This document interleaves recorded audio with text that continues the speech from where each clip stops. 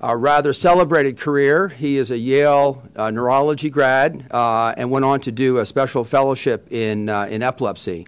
And I've had the great privilege to work with Dr. Page for some time now, a number of years. What many of you may not know about him is he's a true card-carrying engineer and spent quite a bit of time in aviation engineering and brings a true scientific perspective to this important topic. Dr. Page is going to be moving on to some higher ground here in the near future, but we look forward to our continued collaboration and have a wonderful relationship with him here tenure-wise. A very important topic that he's going to talk about that is very relevant to the care of all of our patients on the inpatient side. So thanks, LeBron, for joining us. Yeah. Thank you, Tom, and I appreciate the opportunity to speak about, as he said, a topic that I think is really important, obviously. So I have a single disclosure. I'm a consultant for ESI on their Speakers Bureau. Won't impact this lecture at all. So these are the learning objectives. We're going to learn about the incidence, impact of seizures, and the tool, continuous EEG monitoring. I'll refer to continuous EEG monitoring both by this and by VEEG, which is just video, plus or minus the video, because some of the studies that I'll be talking about actually didn't use video. Video was not really readily available, just for a technical reason. Also, I'll discuss a few new options for anticonvulsant treatment in the critical care setting. So those were the learning objectives. I'd like to propose a few other takeaways that I will be more directly targeting. And every subspecialist feels like their subspecialty is the most important and most critical. And so sometimes you can tune it out when topics are presented as very significant. And so I like to take a different tack. I'd like to come at this from sort of the underside and propose that these different takeaways are not insignificant. They're not the most significant situation in a critical care setting, but they're not insignificant and therefore need to be addressed. So the incidence, the mortality and morbidity, the impact of delayed diagnosis are not insignificant, and I intend to present some literature to support that, a sample of the growing body of evidence that supports these theses. Also, the use of continuous video EEG monitoring based on the top three is really standard of care. And finally, some newer anticonvulsants are becoming standard of care in the critical care setting. So I'll start with a few definitions, just some groundwork since we do have some trainees here. A seizure is defined as a sudden onset electrical storm that's characterized by an evolution including increased rhythmicity of the brain waves, higher amplitude, spread on the cortex. Everything else that you see clinically that is not supported by that, if you were to look, is not a seizure. There are psychogenic events. There's general encephalopathy. There are a number of things that are not epileptic seizures, and that's why EEG is a critical tool. So seizure symptoms may be positive or negative. You may have jerking arm movements, leg movements, or you may not be able to speak, positive or negative.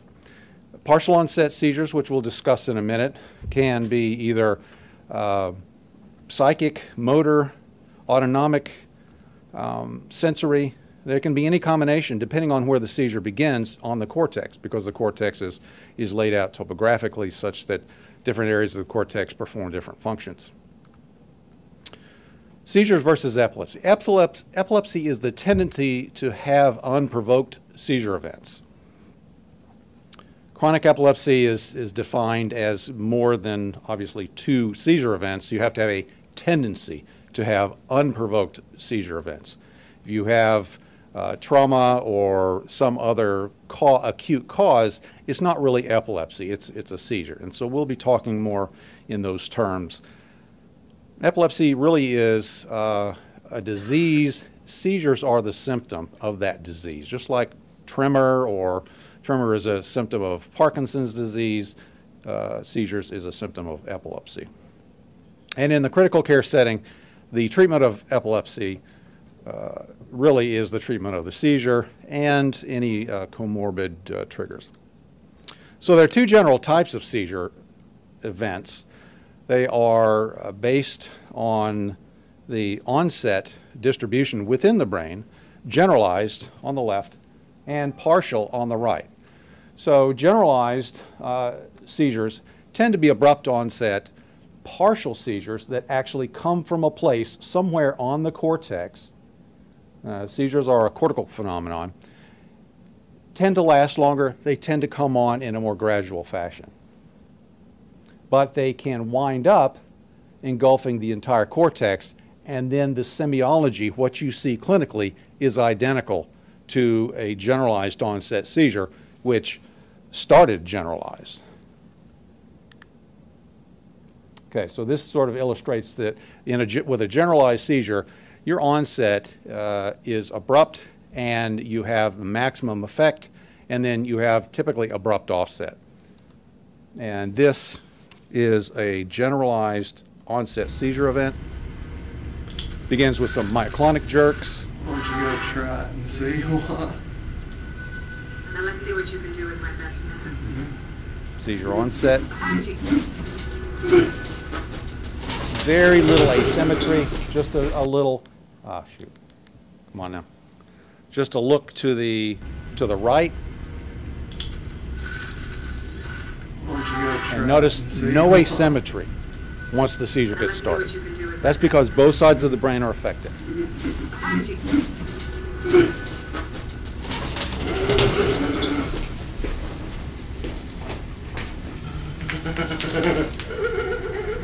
So this is a generalized tonic-clonic seizure. Generalized brain distribution, tonic, the initial tonic phase that you're seeing now, breaks down into clonic jerks. Tonic, clonic.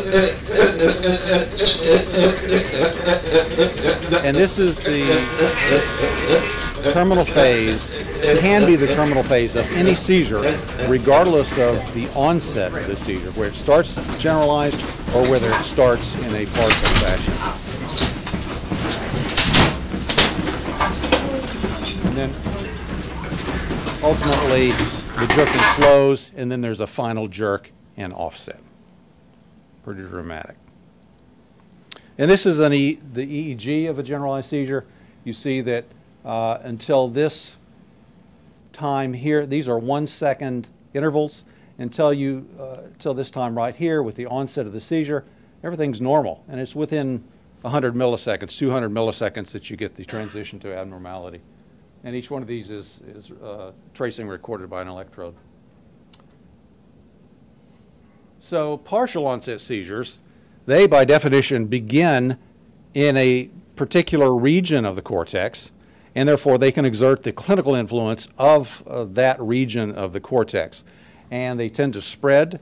With initial onset, you can maintain your consciousness typically, and that's a simple partial seizure. You may have motor manifestation, you may have auditory, you may have sensory manifestation, but you are aware. With further spread, you lose that awareness, and with even further spread over to the contralateral hemisphere from the onset, you may get secondary generalization, which looks exactly like the video we just saw.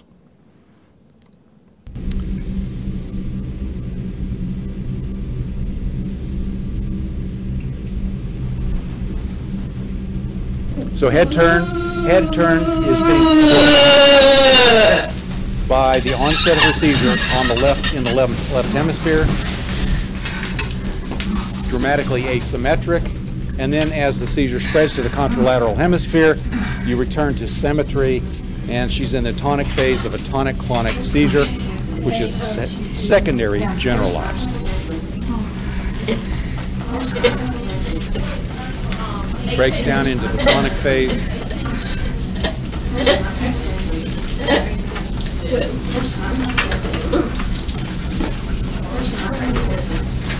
ultimately, a final jerk, offset, post-ictal phase, lethargic, unarousable possibly. Do y'all need to give her some Ativan or anything she can come on order? Okay, so this is the EEG that you would typically see in a partial onset seizure. You see that the seizure begins only in a few leads, not really affecting other leads. There tends to be a wedge type spread as the electrodes in broader ranges around the onset are affected, and ultimately can turn into a secondary generalized event once it spreads. And this just illustrates that the clinical manifestations depend on where the seizure begins. And as the seizure begins in the motor strip, you can identify even subregions where the seizure may begin. Okay, so more germane to critical care seizures than discrete seizure events are frequent seizures or continuous seizures known as status epilepticus. And the modern definition is that a seizure that doesn't stop after 5 minutes is termed status epilepticus and requires intervention at that point or before. And I tell my patients that tell family members that if they see a seizure, time it, and at 3 minutes get your cell phone, at 5 minutes, at 3 minutes dial 911, and at 5 minutes dial the other one, so 5 minutes. And by the time EMS arrives, if the patient is still seizing, they're in status. Any type of seizure can progress onto status, any type of partial seizure, simple partial, complex generalized. Refractory status is the term used for status that's not brought under control within 30 minutes. And we're talking transport to the ER, benzodiazepines, Dilantin, and once you've had that first round of IV medications, after 30 minutes it's refractory, and then you need to start thinking about ICU, more heavy drugs, and we'll get into that. There's even super refractory status that lasts longer than 24 hours, and that typically is status that has not been brought under control in the neuro ICU with big-time anticonvulsant medications. Important for critical care setting is non-convulsive status epilepticus because there are no clear clinical manifestations. And so this now known to be dangerous type of status really requires video EEG monitoring to identify.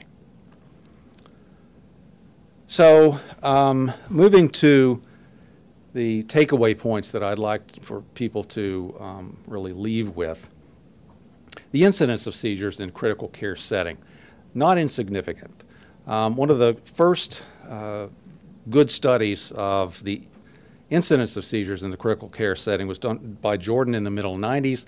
This is the early 90s is when we had machines that were portable enough to really, and electronically connected to really do these kind of studies.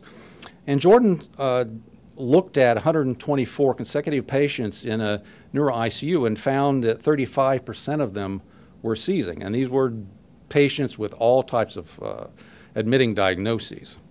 The more disturbing finding at that point was that 75% of these patients really had no clinical manifestations, and it was somewhat of a surprise that they were actually seizing. More recent, better data collected on the incidence of seizures was done by this committee of the American Clinical Neurophysiology Society in a consensus statement, brought together in a consensus statement, and they looked at a number of research papers and collected data on the incidence of seizures in the critical care setting. And again, I'd like to focus on the minimum, the lowest indications of this collected data, and to see that the incidence varies by etiology, but the minimum incidence is not insignificant in adults or peds and needs to be considered.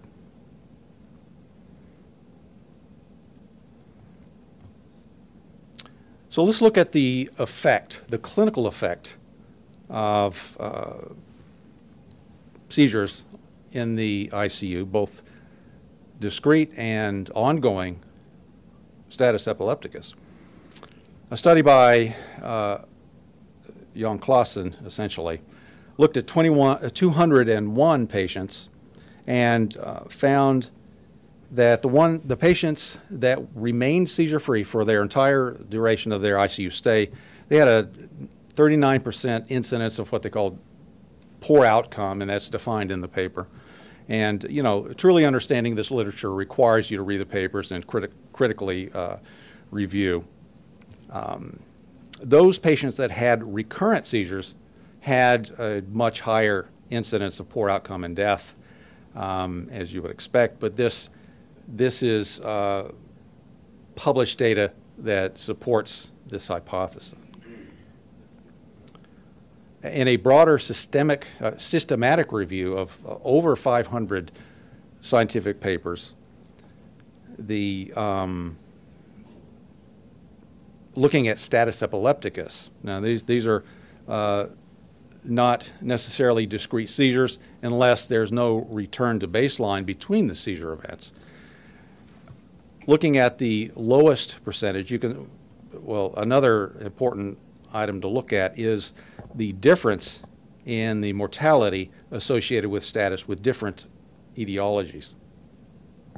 But the minimum here is not insignificant, I would propose, particularly in these various categories where we're looking at 5 to 10%. Status epilepticus. Refractory status. This is after 24 hours, after really our best efforts are not able to stop the status from occurring. 30% of people in status go into refractory status. Now, these are all estimates based on imperfect studies, but I propose that it's not insignificant. Obviously, refractory status is associated with the worst etiologies, and the mortality is estimated is very high compared to even status.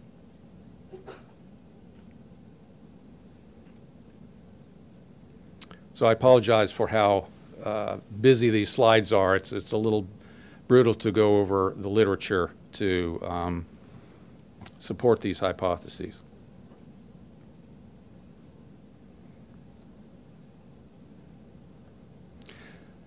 So the delay in diagnosis of seizures and status, there are really two effects. One is the effect on being able to stop the status, and there's some pathophysiology that we'll look at that really supports why that's the case, but also increasing mortality as you delay diagnosis and treatment of the status.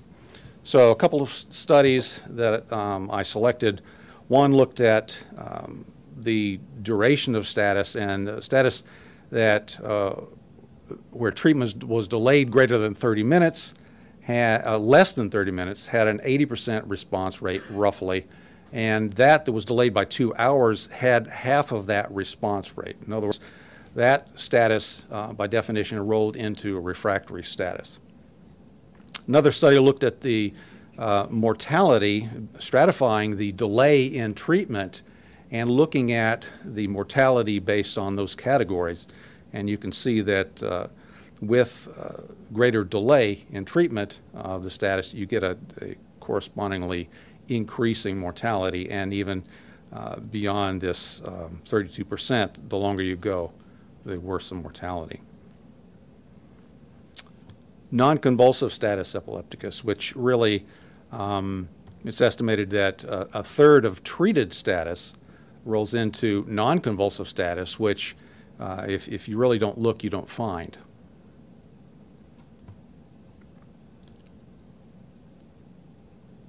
So delay in detecting non-convulsive status also has ramifications.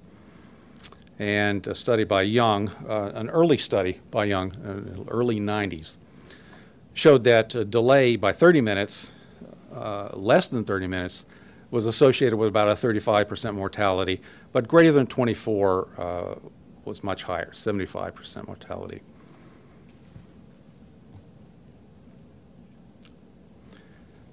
So there's some mechanistic explanation for why the delay in treatment, diagnosis and treatment, might cause somewhat of an exponential effect.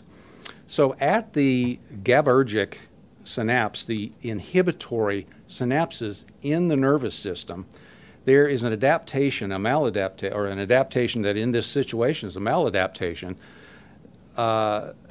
such that the GABA receptors, which are chloride channels, chloride selective channels, that lead the postsynaptic membrane to go to hyperpolarize and taking the postsynaptic nerve cell further away from firing.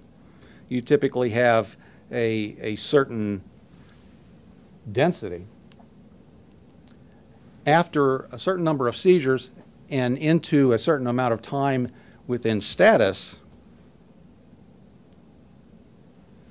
you actually have an increase in the recycling of these receptors. Now, these receptors are the receptors that benzodiazepines, phenobarb, access and have their effect.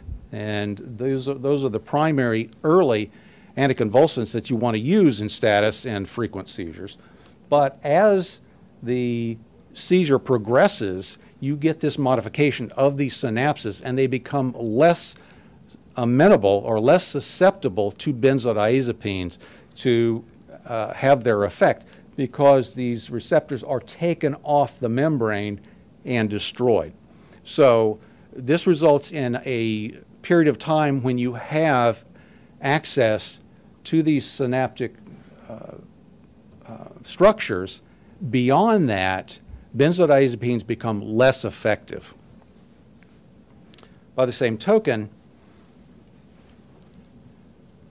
the excitatory synapses also undergo an abnormal adaptation in the opposite direction, where a number of frequently recycled membrane structures actually undergo less recycling. These are NMDA excitatory glutamate receptors in the synaptic cleft.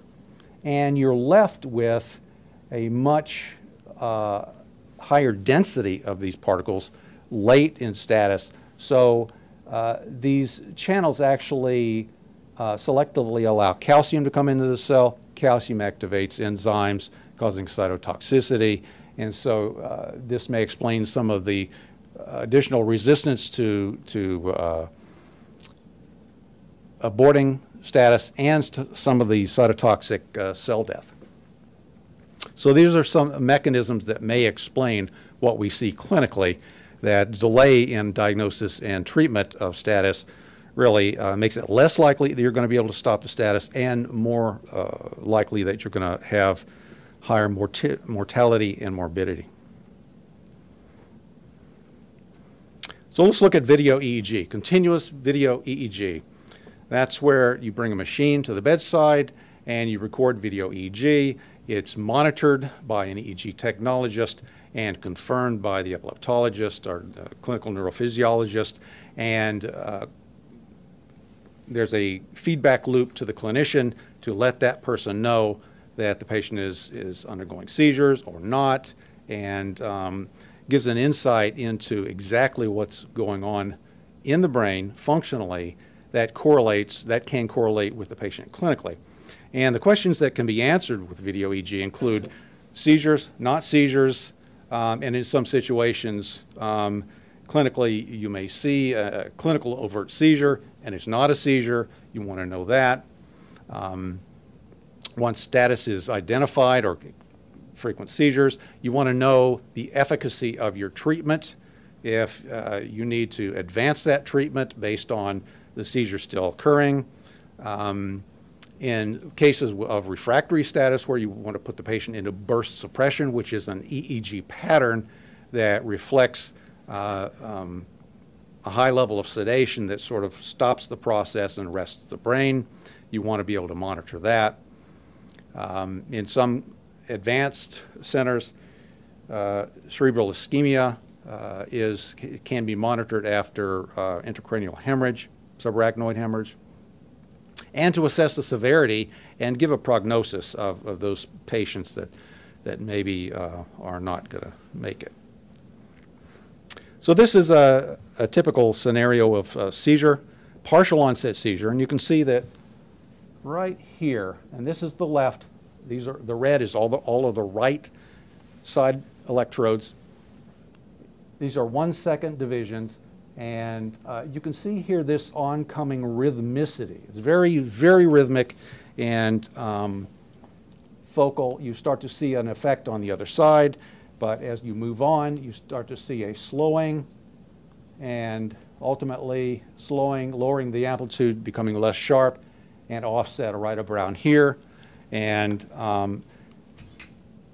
that can be missed, so we also have analysis tools that make it more clear what we're seeing. And this is a spectrogram, this is a rhythmicity, this is asymmetry indexes here.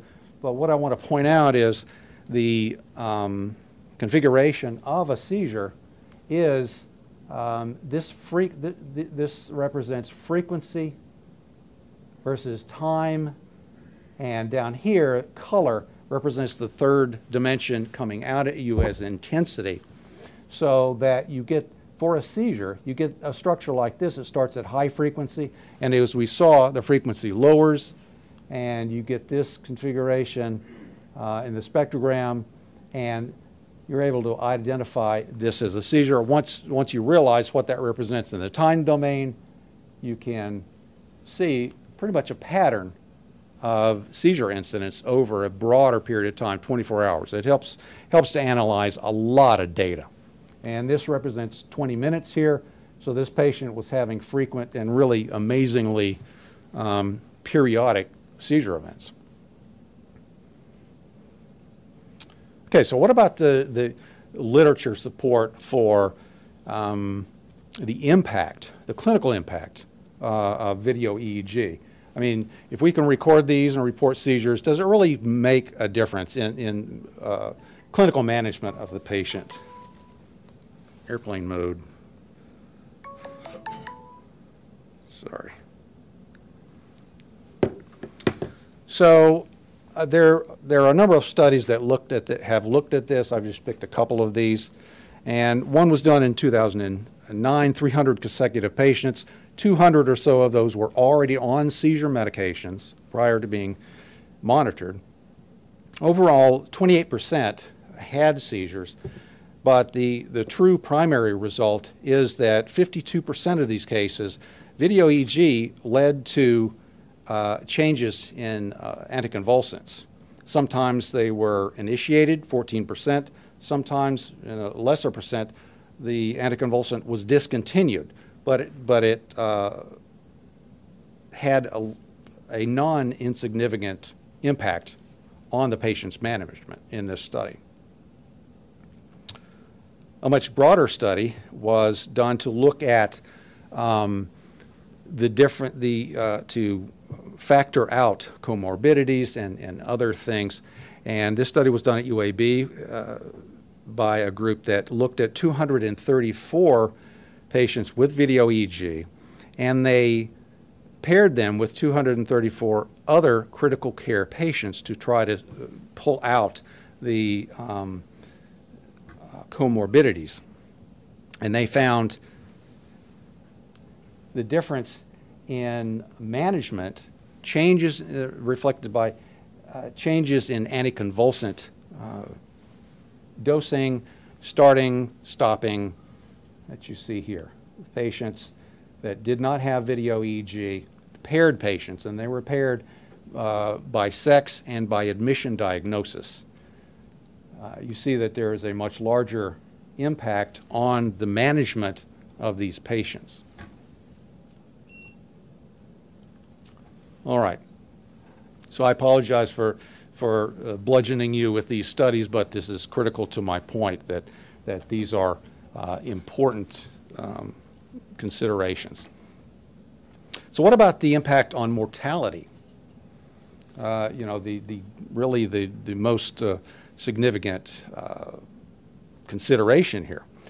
A very complex study was done by the UCLA group looking at 40,000, almost 41,000 patients from a national inpatient sample registry of millions of patients. And they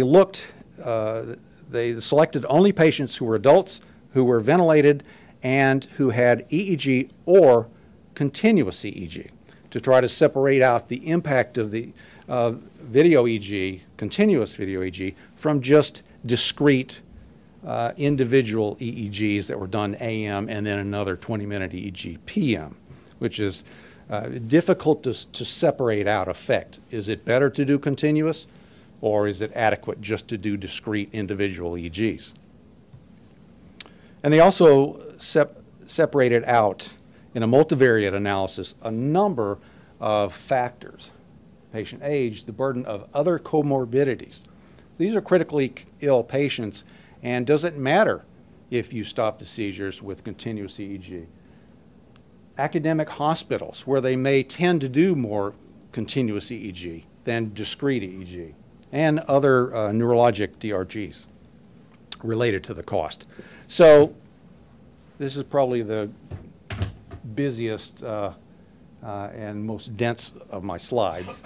So essentially the morbidity in this population, 41,000 patients, was 39% for patients that just received EEG, discrete EEGs, and overall 25% for patients that received continuous EEG. So to look at the difference between critical video EEG, continuous, and discrete EEG, they looked at an odds ratio in their univariate and multivariate analysis. And this essentially is the factor without all of those cofactors considered, and it actually, the effect of continuous EEG was diminished somewhat when you factor out the type of hospital the patient was, because there tends to be more continuous video EEG at academic centers, and so the effect diminished somewhat, but still, this is the effect of continuous EEG over discrete EEGs in the critical care settings on mortality. Okay, so another couple of considerations, cost and the length of stay. I mean, that's critically important to administrators, and so there is a slight increase in those patients' costs, but if you look at the 95% confidence interval, they really overlap. And if you look at the difference between EEG and discrete EEG and continuous EEG, and you factor out the other factors, it really becomes negligible, the difference. And this is the same trend for length of stay, not statistically different.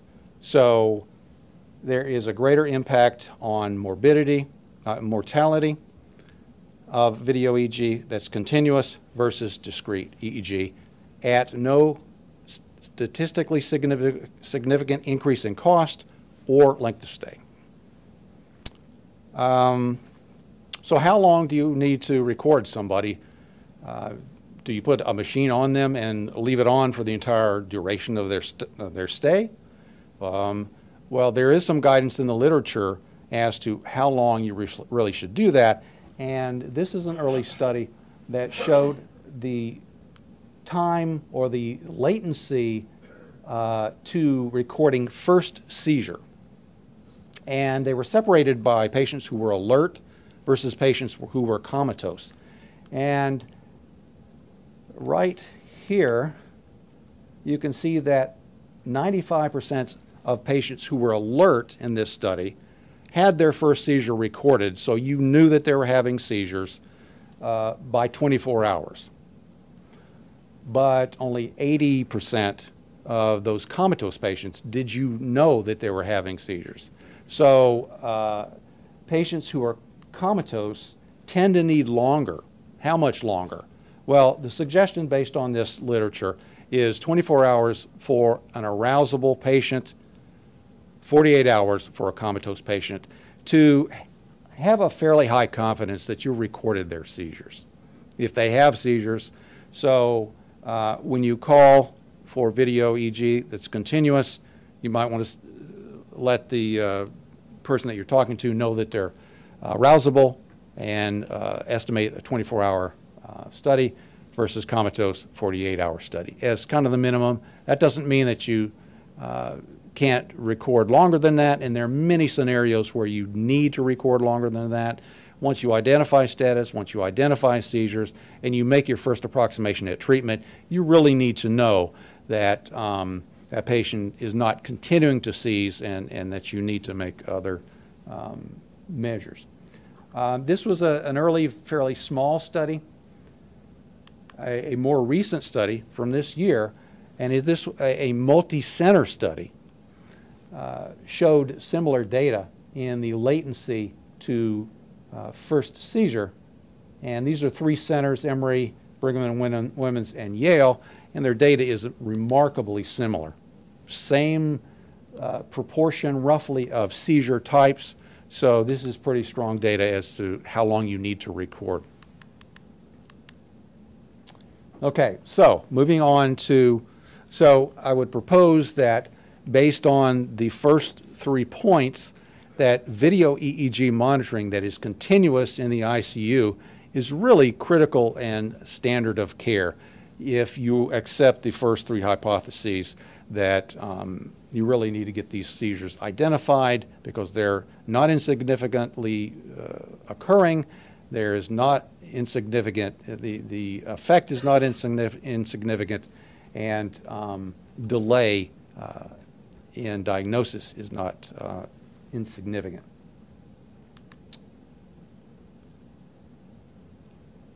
So what about treatment? Once these ongoing seizures in the ICU are identified, our primary data that shows benzodiazepines as the primary treatment comes from this mother of all studies in the 90s, the Veterans Affairs Co-op trial. This is a trial that really is a paradigm of clinical research.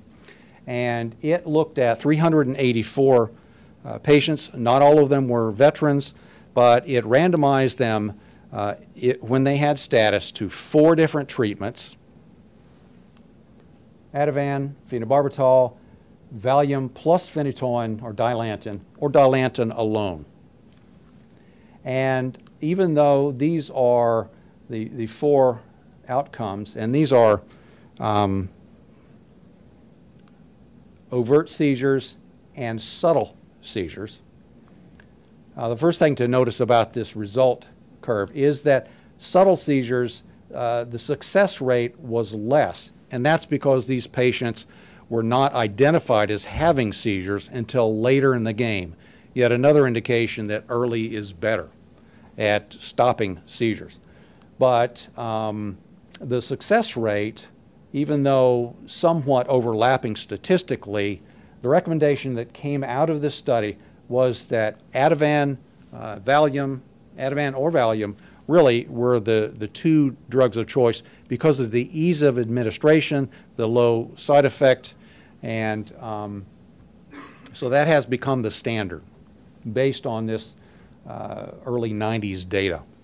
Another interesting fact that came out of the study was that the first treatment in those patients who rolled into refractory status, the first drug, patients that didn't roll into refractory status, the first patient had about a 56% success rate based on the first drug. If you needed to add a second drug, you got only an additional 7% benefit. If you needed to add the third drug, you got even less benefit, demonstrating that really the drug that you use was not as important as identifying the status and treating it early. So this data was acquired about 20 years ago. A more recent study, and really the most current and most authoritative and most broad data review, came out last year in the American Epilepsy Society Guidelines on Convulsive Status. And this is really the compendium where the literature was evaluated with regard to class of evidence, and several trends became evident. And from those trends of the literature, the American Epilepsy Society published these guidelines, which is essentially an algorithm for status epilepticus. So I've listed a few of the highest, the most well-supported conclusions from this work, and that benzodiazepines are the primary earliest. The earlier you can get these drugs in the patient, the better, and even intramuscular administration.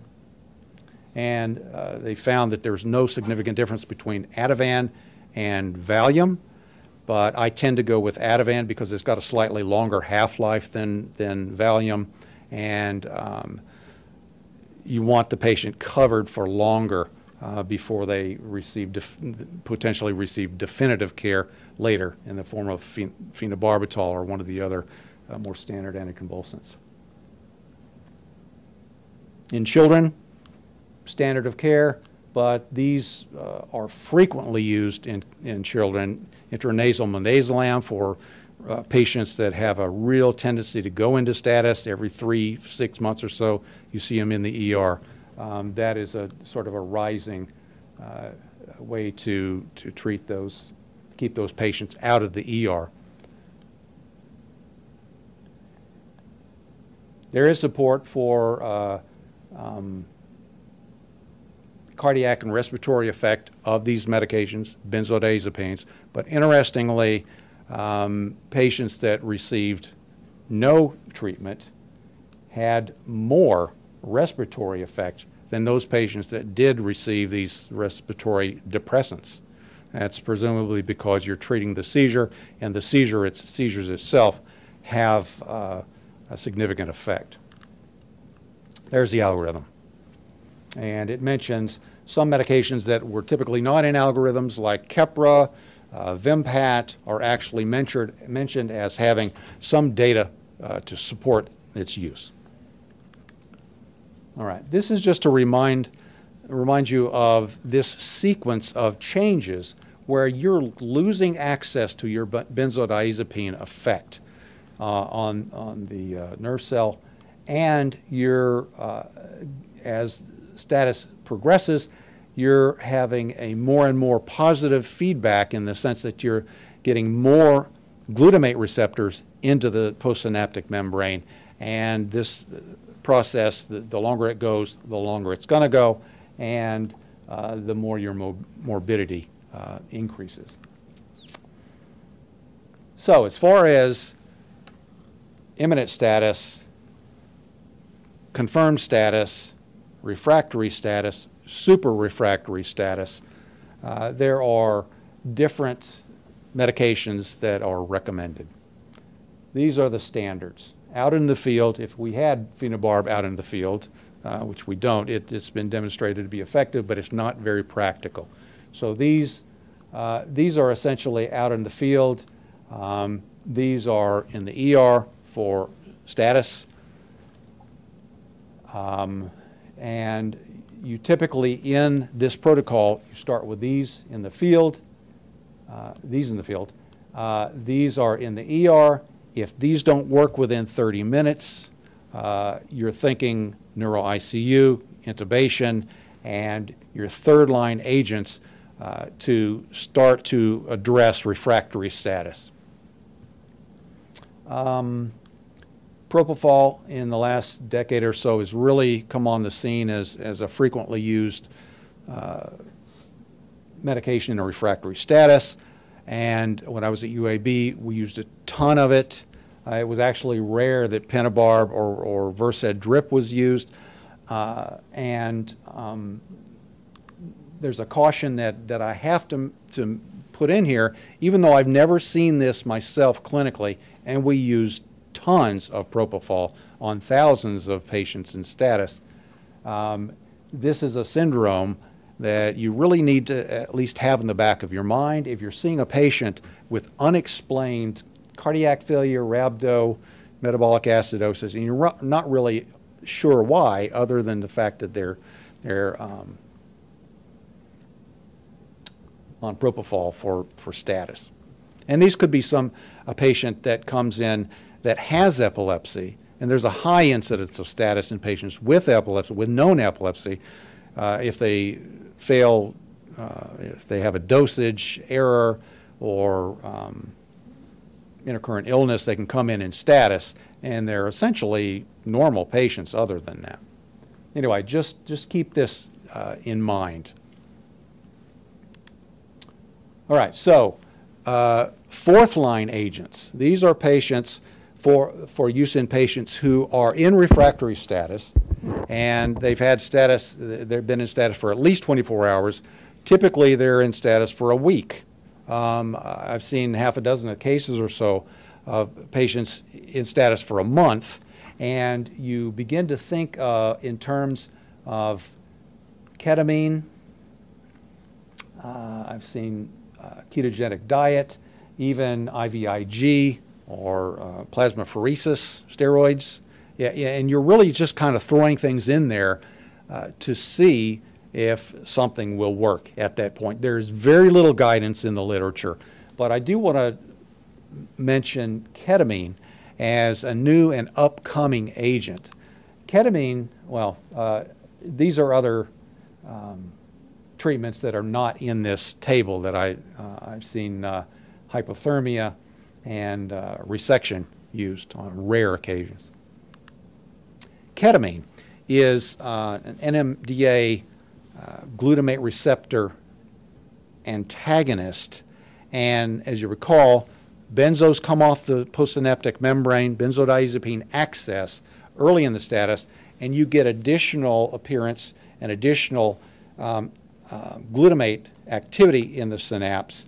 And so the thought process is let's use an agent that works with what we have in late status, and ketamine is that agent. And it distinguishes itself from some of the other agents in that, unlike the other agents that decrease the pressure and the heart rate, this actually increases it. It can increase it. So you have to be careful with ICPs, but still, there's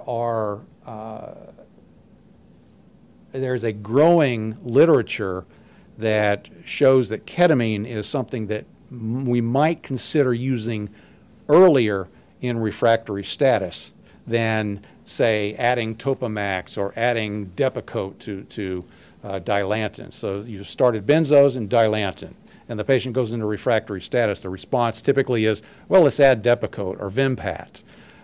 There's a growing body of literature that says that we might want to consider adding ketamine to those early refractory. Yes, sir? I'm curious what dose are you using, milligrams per kilogram? I don't use this stuff, but there are a number. I've looked for patients to use this on here, and I have to look it up every single time. Low doses are used for refractory depression in some studies. Uh-huh. Like 0.5 milligrams. per Right. kilogram. The anesthesia doses are 4 or 5 times higher than that usually. Yeah. So these are typically much higher doses. And ketamine has its proponents out there among epileptologists. Gene Ramsey at Ochsner uses a ton of this stuff and is a huge proponent, and he has had really good success with less complications than I really would have anticipated. But I think that as the literature becomes more mature and more centers start to collect series of patients on this drug, we're going to start to see it become a drug that's used earlier. Okay, so I feel like this talk is somewhat of a bludgeoning because it's a review of the literature, a sample of the literature, but I really wanted to make some key points about seizures in the critical care setting and the significance, as well as the significance of needing to know early and addressing these seizures as early as possible. So the incidence is not insignificant, and 10% minimum in all of those different etiologies. The morbidity and mortality is there, not insignificant. The delay, we have physiologic mechanisms that really explain why delay in identifying and treating status or ongoing seizures in the critical care setting is impactful. And the earlier you can identify and treat, the more likely you are to stop the status and the lower the morbidity and mortality. And in order to really implement 1 through 3, you've got to have access to continuous video EEG monitoring, and the video part of it is becoming not a luxury. It used to be a luxury, but as we become more technically capable, we can, for example, see the twitching that is the subtle sign that got the study ordered, and we can confirm that, yes, we saw the twitching that you saw, and we can confirm that that is not seizure activity, or the subtle twitching that you saw, yes, in fact, is a sign of a subtle seizure that may roll into non-convulsive status. Good job. We'll keep the study on.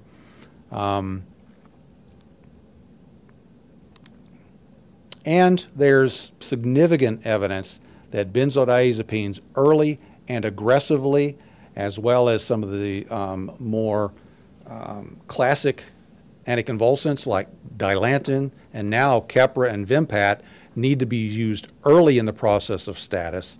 And I think that even ketamine is going to find its way into an earlier, early refractory status, probably not early status, but I think that those drugs are going to find their way into the treatment of status as standard of care. And that's it. Any questions?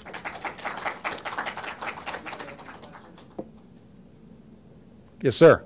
Thank you, Dr. Page. A clinical scenario that we could use some help on in terms of looking for non-convulsive status, I'd like to say an 80-year-old patient that has some underlying dementia, is admitted with an encephalopathy condition, just yesterday or 9, has underlying dementia, has had a few benzos, is dehydrated, no evidence of overt infection, metabolic abnormality, no CNS findings on her exam. She's minimally arousable. Can you give us some pearls about when to pull the trigger on doing continuous EEG monitoring on this type of patient? So typically,